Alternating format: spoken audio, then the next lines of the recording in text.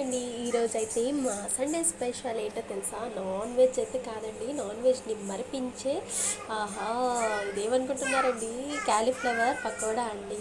ఇలా చేశానంటే సేమ్ అండి, చికెన్ పకోడా ఎలా చేసుకుంటారో సేమ్ అదే ప్రొసీజర్.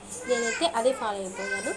అలాగే చికెన్ పకోడా ఎలా ఉంటుందో అంత టేస్టీగా ఉంటుందండి. ఇది కాలీఫ్లవర్ని ముందు ఉప్పు వేసిన వేడి నీళ్ళల్లో కాసేపు ఒక నిమిషం లేదంటే 2 నిమిషాల పాటు పెట్టి అందులోంచి కాలీఫ్లవర్ తీసి ఒక గిన్నెలో తీసుకొని కొంచెం కార్న్ఫ్లోర్, అల్లం వెల్లుల్లి పేస్ట్, పెప్పర్ పౌడర్, ధనియాల పౌడర్, చికెన్ మసాలా పౌడర్, అల్లం వెల్లుల్లి పేస్ట్, నూనె, ఉప్పు, కారం, ఫుడ్ కలర్, కొద్దిగా పసుపు వేసేసి బాగా చికెన్ పకోడీకి ఎలా అయితే మిక్స్ చేసుకుంటామో అలా మిక్స్ చేసేసుకొని వేడి వేడి నూనెలో ఇలాగ డీప్ ఫ్రై చేసేసుకుంటే మనకి వేడి నోరూరించే కాలీఫ్లవర్ పకోడీ అయితే రెడీ అయిపోయిందండి. క్రిస్పీగా చాలా టేస్టీగా అయితే ఉంది.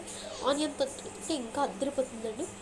అలాగే పప్పు రసంలో కూడా ఇది మంచికి చాలా బాగుంటుందండి.